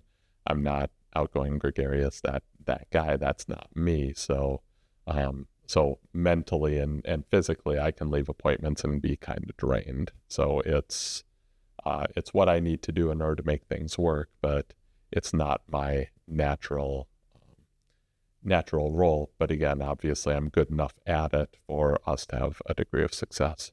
And I think it's that part of your personality that probably makes you effective at it. I mean, that's yeah. Yeah, I mean, it's a piece. And again, I've done it enough. I've talked to enough people that I kind of understand. I'll sit and talk to them and just really talk to them and listen and hear what they're trying to achieve. I think that's the biggest thing. Until they tell you what they're trying to achieve, you can't even really make them an offer that works for them, because all it is then is a number, and you're kind of guessing. Like, is it, right? Because there's all kinds of things, including, well, you can tell me, I'm going to think of like closing date, price, obviously how long they get to live in the property afterwards, potentially rent back options or something like that. Also, some people just want to know that you're going to respect the property. Right? Yep. Yeah, and we have people who say, "Hey, after you remodel a house, can we come back through it?" It was a family home, especially in probate type situations. It's the home they were raised in. It's the home their parents lived in for 50 years, and they'd like to see it all remodeled and kind of brought up and set up for the next owner who's hopefully going to live in it a long time. So, I mean, they like to see the transformation. So things like that. A surprising number of people do bring up the idea that, hey, I can just leave things. I can take what I want and leave the rest. A surprising number of people have been mentioning that recently. So that is a value proposition that doesn't really cost you much, but it's a value proposition as far as that goes. And then we will also say it's not so important here right now, but once we start getting into winter, we'll say things too like, hey, you know, from the date we go under contract, or I don't use that phrase with them. From the day we sign the paperwork and start the process, you never have to come back to the property. I mean, we will, if it snows, we'll handle the snow. If you want us to, if it's summertime, we'll handle the lawn care. You never have to come back. I think that here. would be huge in a probate situation. Yeah. Because there's one person out of 4 that has to do that, and that is just a drag on them. And the other 3 don't even care. It's like, it means nothing to them. Yeah, we did have one of those where a few years ago when we tossed that in, and I think it was a probate situation, or at least the person lived a couple hours away and we were heading into winter, and pretty much it was our offer to take responsibility for those items resulted in them accepting our offer, which was about $10K less than they wanted to accept. And I'm just going, we've got our crews out. I mean, lawn and snow care crews. I mean, they're doing our properties every week. So we just add an address on there. So, I mean, in the scheme of things, it cost us maybe a couple $100. $50 a week or something. Yeah. Yeah, something like that. And she said, well, could you do that? That would be amazing. Awesome. Again, it's understanding the situation, like you said, for a probate where it's the one person local who's handling it all, and it's like everyone else benefits from the work that the local person is doing, and they're just kind of tired. But they take it for granted. Like they benefit from it, but they don't care about it. Like literally, it's not even a thought in their mind that someone has to do it. Correct. Yeah. So I mean, again, these are things that are not tied to a price of a house. These are just things understanding, okay, what's the situation? What's the scenario? Great. You live outside of town a couple hours. Great. We'll do mobile notary. I mean, we'll do remote online notary, something like that. It literally, you never have to come back here to deal with this. We've got it from here. We'll take care of it. And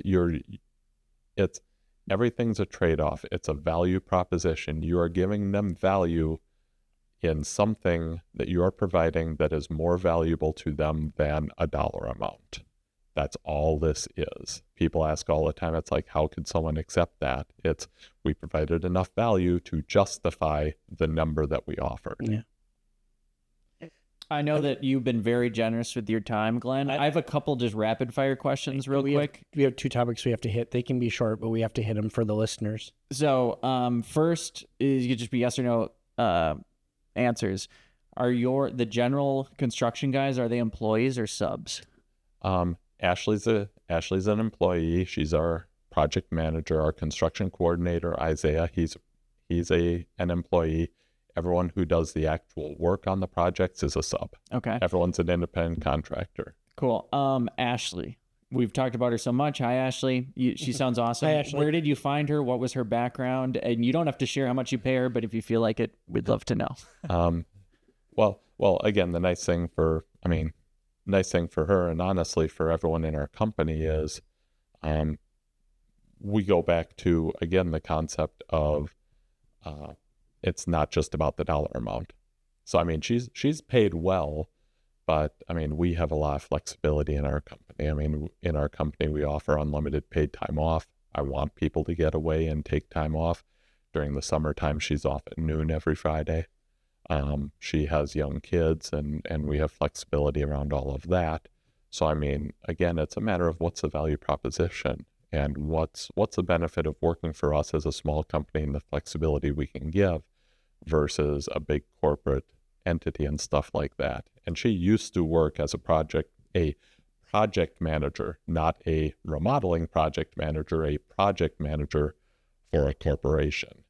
And we got to talking because I mentioned to someone that's like, hey, I'm going to be hiring for this position. They need to be really organized and everything like that. And said, hey, you should talk to Ashley. And she and I talked, and just high level, this is what we're looking at doing, everything like that. I sent her off a tool, like a house flipping spreadsheet that I said, we're probably going to use something like that.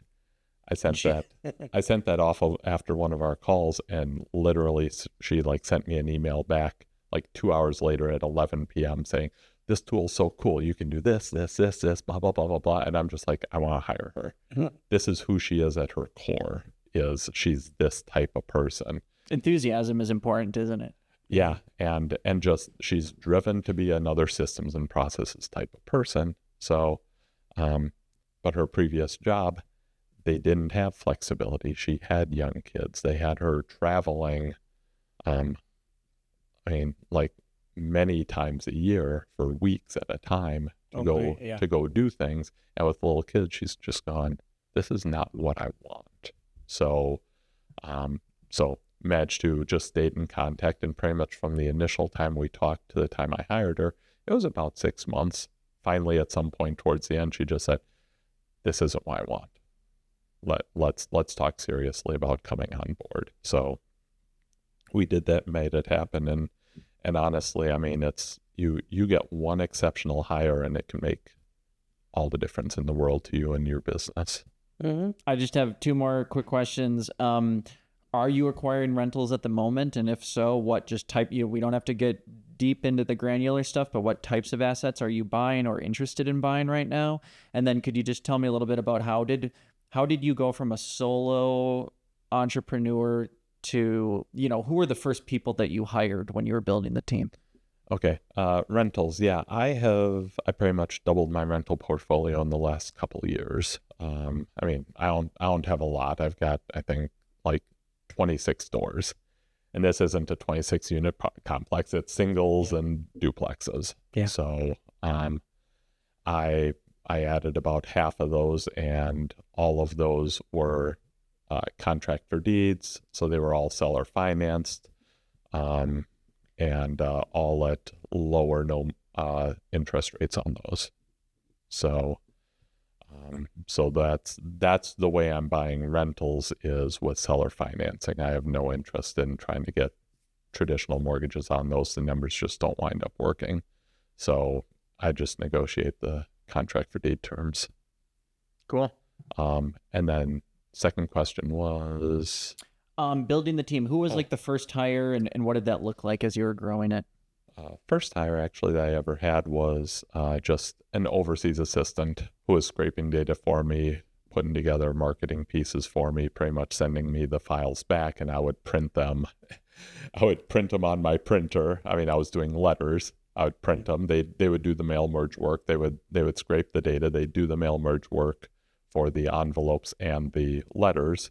And it's like I would print them out and print the envelopes on the thing, print the letters, and I would put them together and mail them myself. So, I mean, having an overseas assistant that can just handle stuff, that was the first hire. And then I said I wanted someone that who could handle more stuff, and that was Haley on my team. She's been with me 6 years, and she's the local assistant. So I hired her. I didn't have everything figured out. I was paying her 40 hours a week, and she was probably working 15. It's like I'd work for a couple hours in a given day to make sure she had certain things to do the next day. But the reason for that is that I was unwilling to let go of things. Yeah. I took way too much, held way too much control over things. And that's the only reason that it took so long to actually get her significantly more things to do. It's I don't want someone else doing it, or I'm just too control focused on that. Or you would tell yourself, it's going to take me too long to show her how to do it. I should just do it, right? That kind of thing. Correct. Yeah. And now the way we've built things out, if something hits my plate, I'm asking why. I mean, it's just I don't want things to hit my plate. Obviously, there are certain things that only I can do, but those are the only things I should be doing, are the things only I can do. I mean, I tell everyone on the team that, I mean, we put together things and instructions and SOPs and everything so that, so kind of the person at the like lowest pay rate is the one who can handle things. If your time is worth X amount, but someone at a lower pay rate can handle and do the same thing, they should be doing it, and you should be focused on significantly different things. So we work a lot in the company really figuring out what's on your plate. What are you doing? Okay, can we have someone else doing that? Can we have someone else, even if it takes them 30 minutes and it'll save you 15, or it takes them an hour and it saves you 15, we should be doing it. Because again, you've got specializations and high level of value and skill in your in who you are. If we can get things off your plate, it's really valuable for the company to do that. Yeah. You got questions, Tim? Well, I got two topics that I want to cover. They're not related, but there's something you said before we started that I think we have to touch on. We're going to end on that. What I really want to talk about, because it leads into a lot of stuff we were talking, is you offer a service now that I'm interested in, and I want people to know that you offer it. So this is meant to be a commercial. So can you tell us about your company, your remodeling company, and what it's for, why you designed it? Well, first, what is your remodeling company? Yeah, it's Fix and Flip Minnesota. Okay. So, I mean, that's the branding on our construction company. And what happened was first half of last year, we bought a lot of properties. So we started to really ramp up the number of contractors and vendors and stuff that we had. So we increased our capacity. And then the second half of last year was slower than we wanted. And we're just going, well, shoot, we have vendors, we're vetting people, all of that. So we can do this for other people. I mean, why not? We have the capacity, we have the professionalism. I mean, we have the ability to do all of this. Why don't we offer this to other people and say, hey, we can rehab your house like we rehab our house, and we can push things through, again, fast timelines, using our discounts, using our pricing, using all this stuff. At that point, we're getting paid a project management fee on the project. That's what I understand. So to clarify for everyone, what I understand is they get all of your discounts, all your special pricing, and then you add like a percentage and or a fee on top. And Correct. Maybe there's a minimum fee because it's got to be worth your time, but something like that. Yeah, that is how that works. Is we figure, okay, it's this amount. I mean, we work on 20% margin. So, but I know some people have kind of looked at our pricing at times too, and they're going, I think I can get it done cheaper, but again, I mean, but it's not they know they can get it done cheaper; it's they think they can. They think they can, but again, we had the conversation earlier as far as what's your other hold times. Yeah, it might be a tudge more expensive than if everything worked perfectly for you this other way, but I mean, we'll do an 80 to 100 grand rehab in 6 to 8 weeks. So. Someone else it could take 6 to 8 months if they're not actively managing it. Yeah. So if we're saying $200 a day in hold costs, I mean, that's $6,000 a month of extra cost to them. Right. It's a matter of when people talk about you can get something done right, fast, or cheap, and pick two. Well, we get it done fast, we get it done right. And when you take into account all the other costs of holding a property a long time, we're actually a cheap option too. Sure. So that's the big thing. So I mean, we can just we can get that done for them and move things through significantly faster.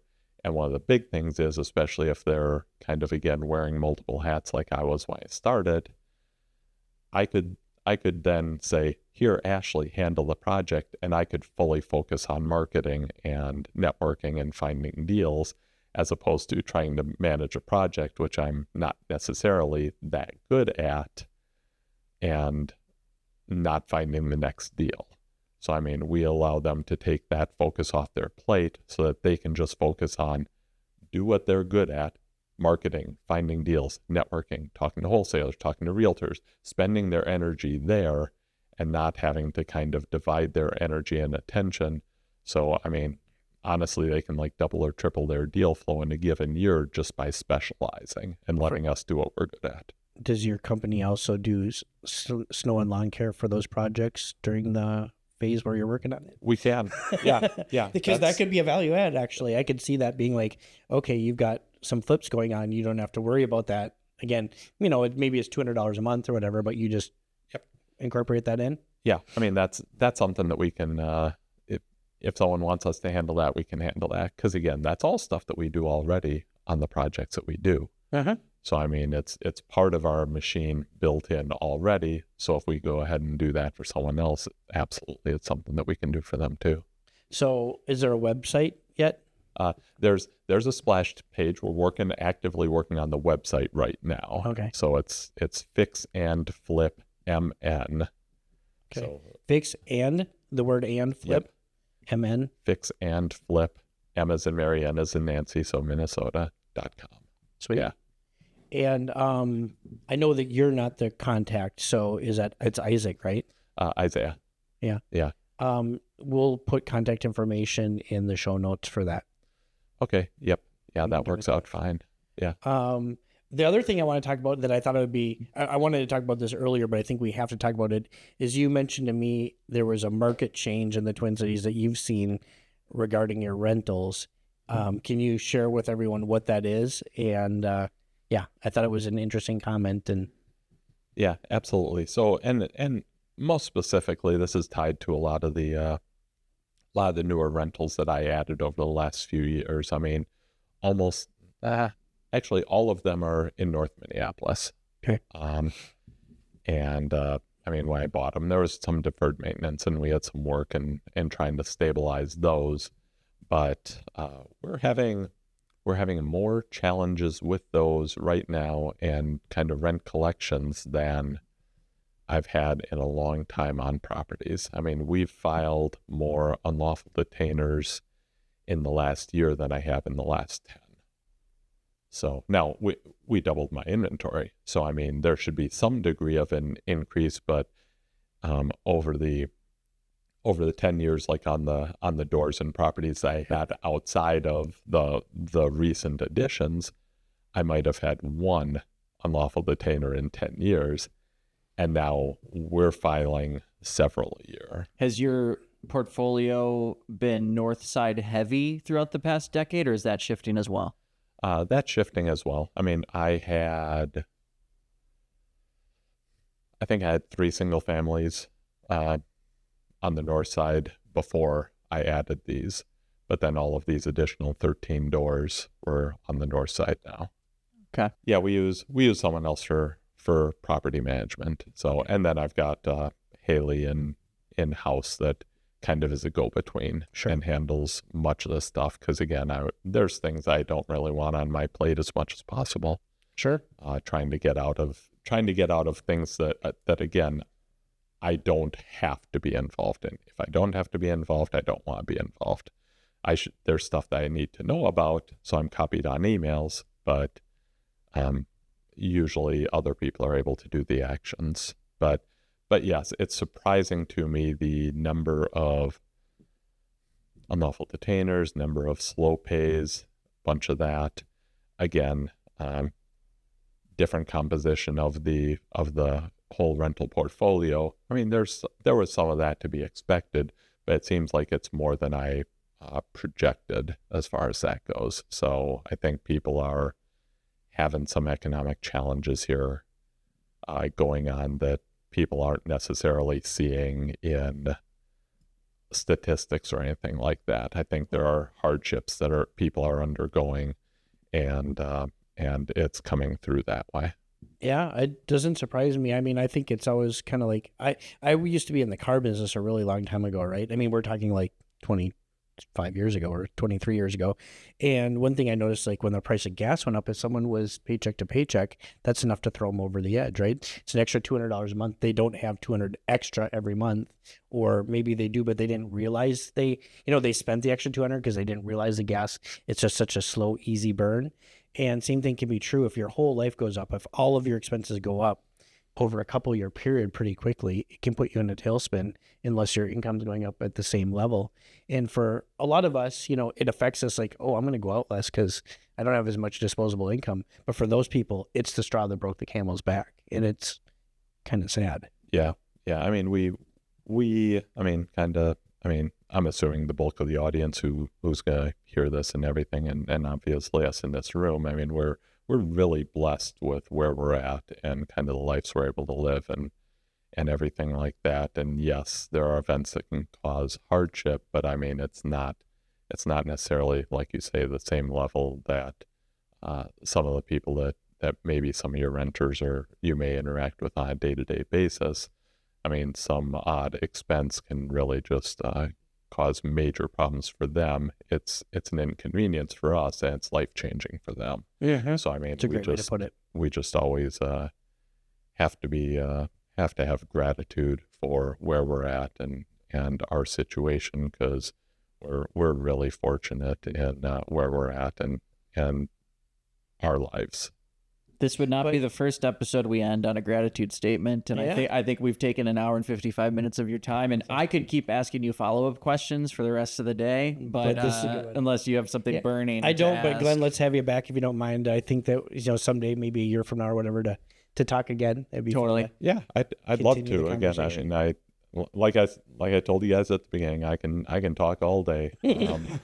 But Pretty good for an introvert. No, I like to share the stuff, and I mean, obviously, I think hopefully there's some things I can say that can benefit folks out there, and they can grow and learn and just take a nugget and say, oh well, hadn't thought about that. So yeah, I'd love to hop back on again at some later date too. Awesome. Thank you, Glenn. Let's end on the word gratitude. There we go. Thank you. Well, that was a great conversation. I hope you guys enjoyed that as much as I did. We kept telling Glenn, I mean, for a self-proclaimed introvert, he sure was generous with his time with us, and we definitely could have talked to him for quite a bit longer. But yeah, what do you have going on real estate-wise right now, Tim? Well, a lot of I have a flip going on. We're going to have a meetup at that. It's 3951 Thomas, and I'm hoping this episode comes out before the flip. It's the first Tuesday in September, which is that the second or the third? It's something. I believe it's the second. The second, okay. We'll be doing that at 6 p.m. Please come. It's an easier project, I would say, and we're not doing it the way Glenn talked about. Like, well, first of all, I got brought into this deal and we had to close in 9 days. So I didn't have time to prepare, but we're absolutely getting official bids now. I got a bid personally on one part of the project prior to even going under agreeing to buy it. But outside of that one bid, which I was quite happy with, everything else was kind of estimated and verbal conversations with contractors. But we're firming things up now. And there's some work being done on the property, but nowhere near the level of scale and scope that Glenn does. So we'll show you how we'll show you some of the things we're doing, and then you can clearly see the contrast with what Glenn's doing. And it is interesting the way he runs his business. I had a real heartbreaker. Oh, you were the lender on it. We offered on that Nokomis place. Could talk about that a little bit, you guys. It's an interesting. I'd like your perspective on this. I feel like where I'm at with real estate investing, it's like 70% feeling, and overall, you walk into a deal and you're like, is this going to work or not? And it really is 70% gut. Obviously, I'm going to go home and I'm going to pencil out the budget and I'm going to look at the comps. But I always think back to like when I was like a few years in this business as an agent, and I had been working with a lot of new investors. I kind of got my first like very seasoned client. This guy was a home builder, and I just remember how this gruff guy walks into this White Bear Lake house and looks around. He's in the entryway and he says, offer 300. And that's all it took. And it was kind of like an eye-opening thing for me about like what working with an experienced investor actually feels like. But I'm I'm drawing on that experience because this was one of those. I walk in with my potential partners on the deal. It's in the southwest corner of Lake Nokomis, Diamond Lake on paper, but there's parts of Diamond Lake that are not super impressive. This is like, I mean, cheat code for anyone looking to invest in Minnesota. If you're a couple blocks from water, you're going to be okay. And this is one of those where, like, from the front door, you can see the lake. Footprint is so important with these homes, right? So this home, it's your classic 1940s grandma house where she's got the ugly carpet over the hardwood, but the footprint is 1,200 square feet. And if you don't know, like 1,200 on the main with 700 up. That's a pretty decent sized house in that neighborhood. Yeah, and 300 down. So what would that be? That would be like 2,200 square feet. And these are not actual numbers. That's better than having like 1,000, 1,000, and 1,000, in my opinion. Sure. Because the it's that main floor footprint feels very spacious. Yeah. Yep. Anytime you get over 1,000, the main floor starts to feel decent, right? Under 1,000, it feels cramped. Yeah. And so we walk into the house, and it's just kind of one of those feelings. I'm like, this is going to work. They'd put a couple additions on it. So, like, not only do you have the formal living, and then probably what used to be the dining room, you know, kind of shotgun style there. Then they have a formal dining room off to the left, which is an addition. And then they have an eat-in kitchen on the back. For 1940s, this is all pretty unheard of. And then on the east side of the property, two bedrooms with a bathroom in between, like you always see in these homes.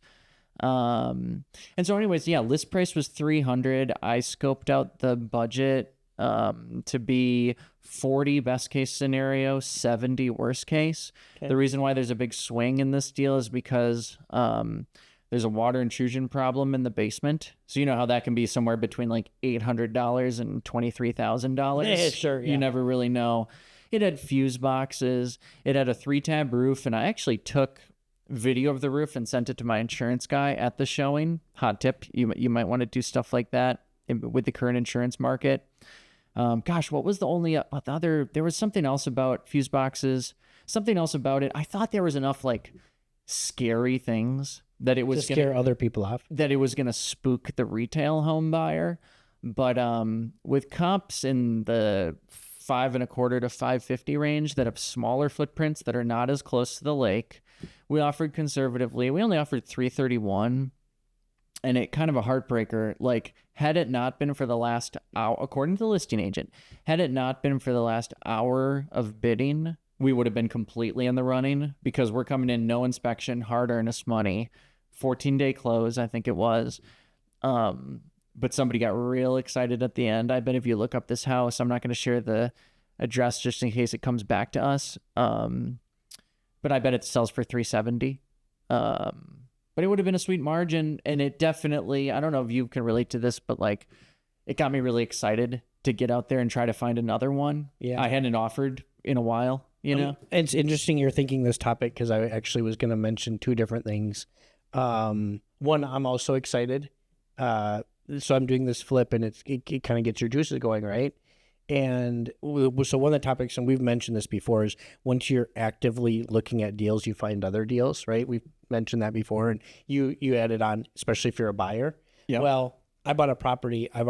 In the last 24 hours, I've been offered 4 properties, all of which I would say are at least worth my consideration, right? Now, will all of them work out? I don't know. I'm talking about me specifically being offered them, someone calling me and telling me about them, not like a generic email that went out to everyone, right? Sure. And so can I ask what's the general source of these?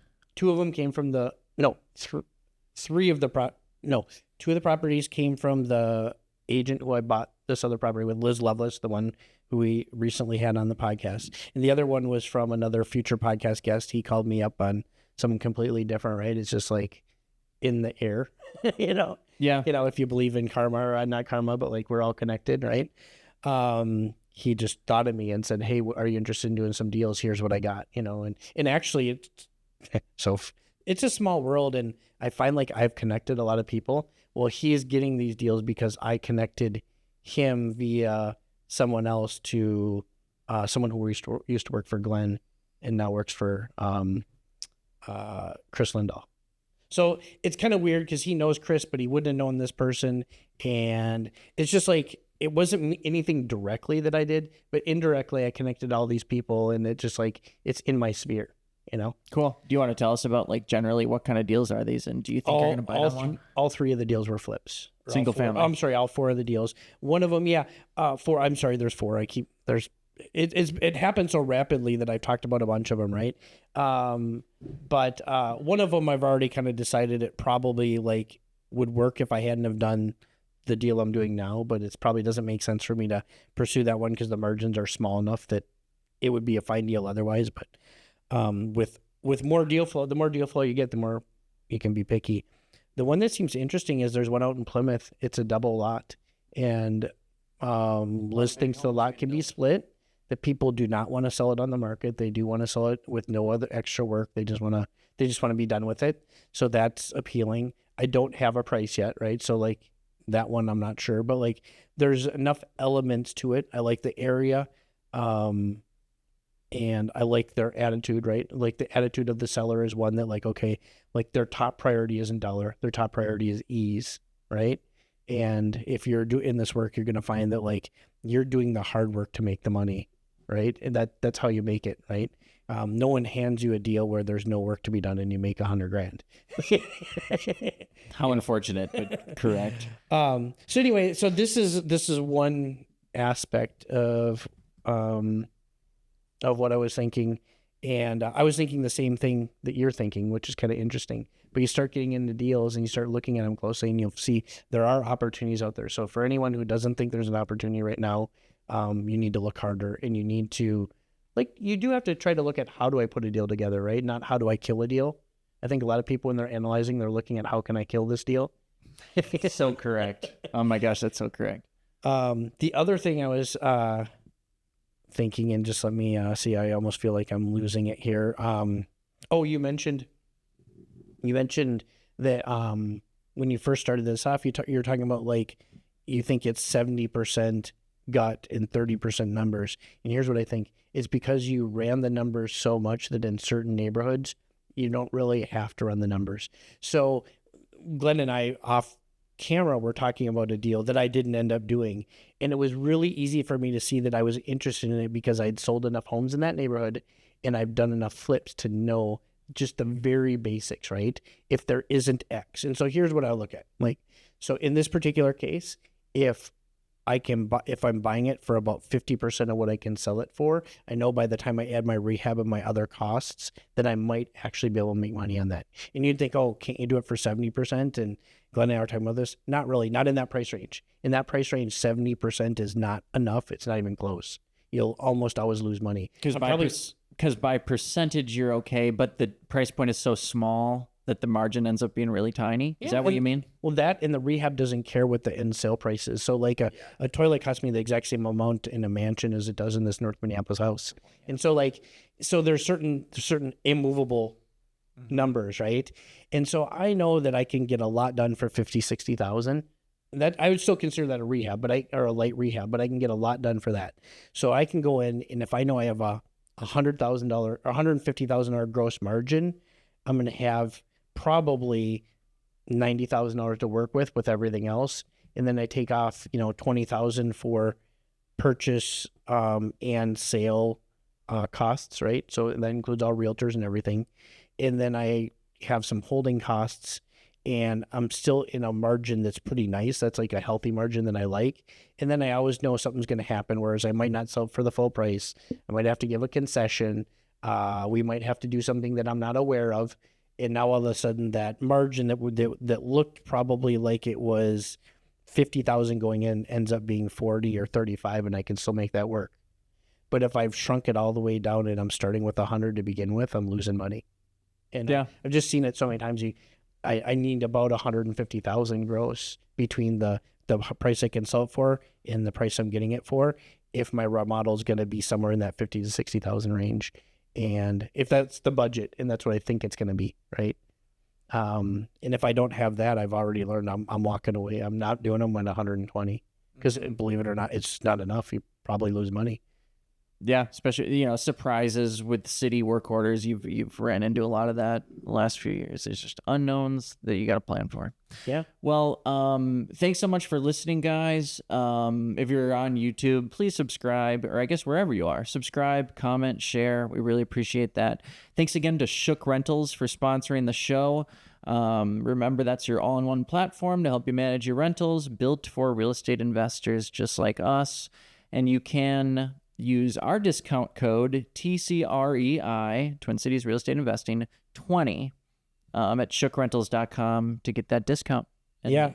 And also, if you're looking for a great title company that does investor-focused work, if you're doing anything with probate, or you're doing wholesaling, or you're doing anything that's just remotely unique, you're going to get their expertise at Network Title. But beyond that, they are fast, they are good, they'll do it with a smile, and they'll do the extra work that you need.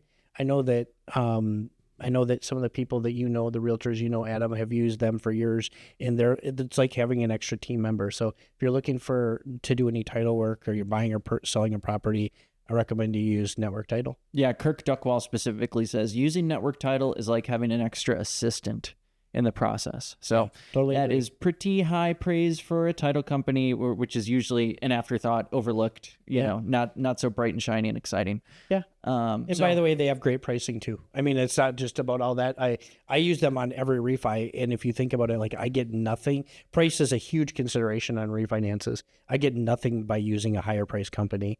They do the work well, and they're great pricing. So cool. Thanks for listening, guys. We'll see you next week.